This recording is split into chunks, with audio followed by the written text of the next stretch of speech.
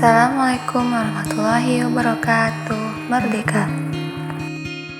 Kami dari kelompok 4 mata kuliah Dasar-Dasar Ekonomi Islam. Nama saya Safiatul Rahmah. Nama saya Muhammad Arif dari Prodi Hukum Ekonomi Syariah. Di video ini kami akan membahas tentang sejarah praktik ekonomi Islam. Praktik ekonomi bangsa Arab pra-Islam. Pada masa Arab pra-Islam atau sering disebut masa Jahiliyah sudah biasa melakukan transaksi berbau riba. Halo Pak, saya ingin pinjam uang 5 juta. Bola, kembalikan dalam waktu 1 minggu ya. 1 minggu kemudian. Ini sudah 1 minggu, kembalikan uangnya. Maaf, saya belum ada uangnya. Ok, saya kasih waktu 1 minggu. Tapi ada banknya 50%. Perekonomian bangsa Arab pra-Islam. Perdagangan adalah unsur penting dalam perekonomian bangsa masyarakat Arab pra-Islam.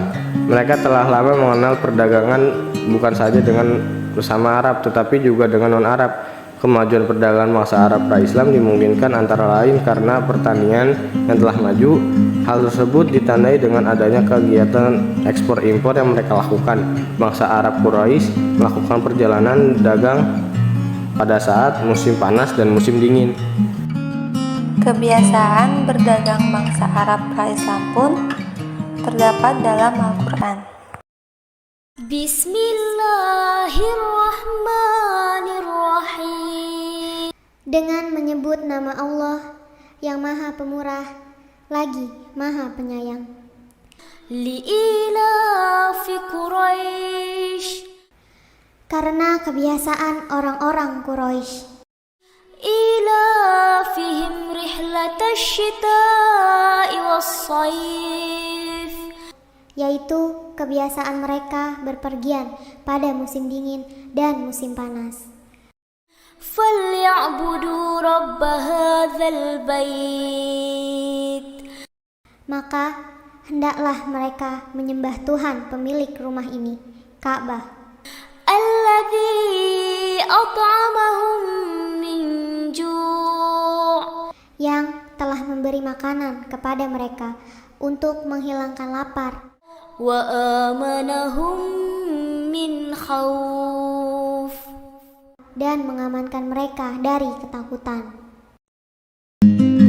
Perekonomian bangsa Arab pra-Islam. Dalam dunia perekonomian tersebut mereka digolongkan menjadi 3, yaitu yang pertama para konglomerat yang memiliki modal, yang kedua para pedagang yang mengelola modal, yang ketiga para perampok yang memberikan jaminan keamanan kepada para kafilah pedagang.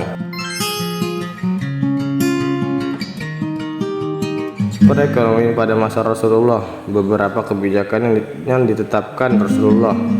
Kebijakan pemasukan dari muslim. A. Zakat. Peraturan diwajibkannya zakat baru ditetapkan pada tahun ke-9 Hijriah. Penentuan besarnya zakat berdasarkan yang pertama emas dan perak berdasarkan beratnya. Yang kedua binatang ternak ditentukan berdasarkan jumlahnya. Yang ketiga buah-buahan ditentukan berdasarkan kuantitasnya. Selanjutnya B. Wakaf. Wakaf adalah harta benda yang diberikan ikhlas karena Allah dan diberikan untuk umat Islam dan pendapatannya akan ditampung di Baitul Mal. C. Khums. Khums yang berarti barang temuan, yaitu pajak proporsional sebesar 20. B. Usr. Usr memiliki arti biaya import yang dikenakan kepada para pedagang di mana sistem pembayarannya hanya dilakukan sekali dalam 1 tahun dan hanya berlaku pada barang-barang yang memiliki kadar nilai yang lebih dari 200 dirham.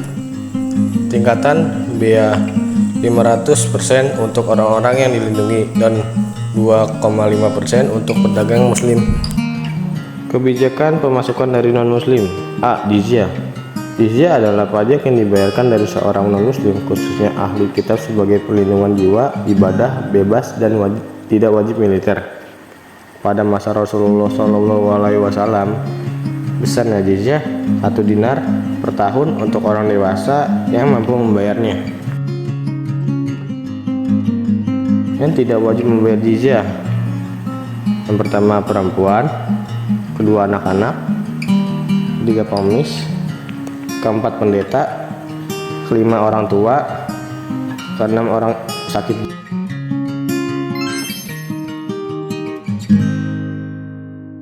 Perekonomian pada masa Abu Bakar. Di dalam menjalankan pemerintahan dan sistem ekonomi masyarakat Madinah, Abu Bakar juga mengamati mengenai ketetapan dalam perhitungan zakat.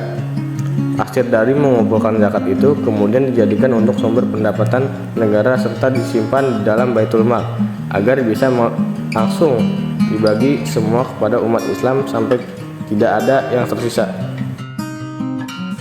Beberapa kebijakan pada masa Abu Bakar: pertama, menerapkan akad perdagangan sesuai dengan prinsip syariah.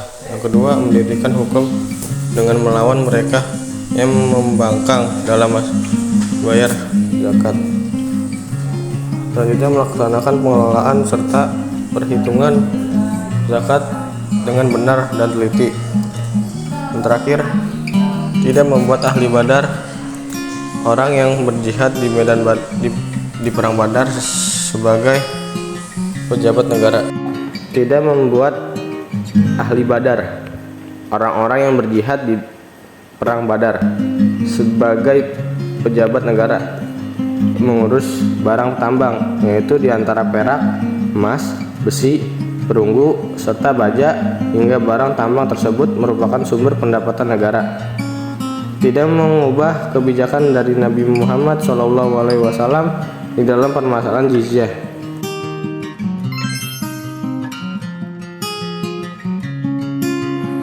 Umar bin Khattab adalah putra dari Naufil al-Quraisy. Pekerjaan Umar sebagai saudagar.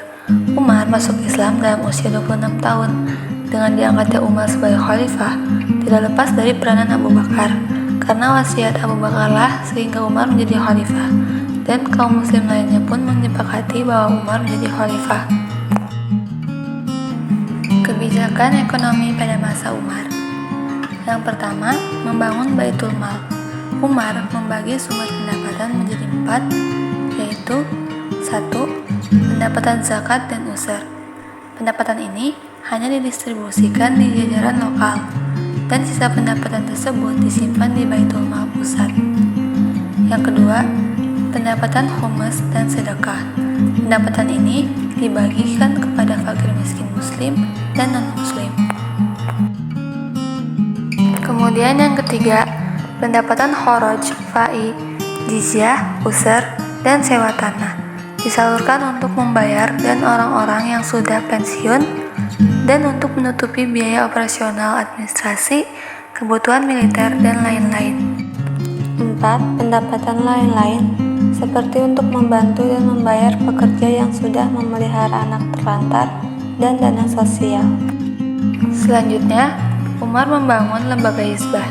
Hizbah merupakan tempat atau lembaga yang berfungsi untuk mengontrol pasar dan moral atau adab secara umum. Tindakan al-hizbah untuk mengontrol agar dalam kegiatan berekonomi tidak terjadi kecurangan.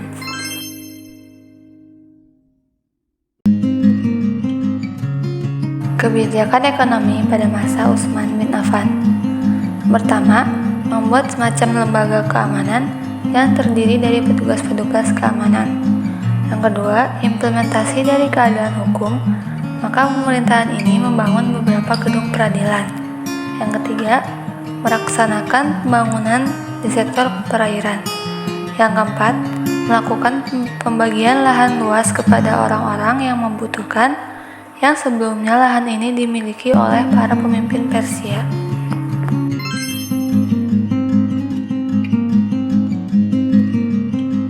Pada masa kekhalifahan Ali bin Abi Thalib, kebijakan ekonominya adalah sebagai berikut.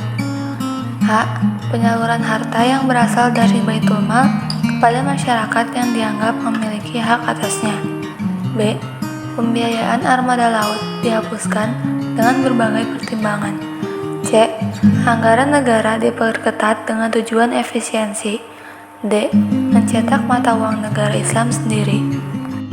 Selain itu, kebijakan ekonomi Islam pada masa pemerintahan Ali bin Abi Thalib yaitu menetapkan sebuah pajak pada para pemilik hutan dengan jumlah 4.000 dirham.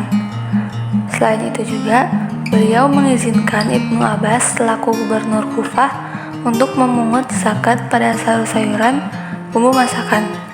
Pada masa pemerintahan Ali bin Abi Thalib juga memiliki suatu prinsip bahwa pemerataan sebuah distribusi dana rakyat harus sesuai dengan kapasitasnya.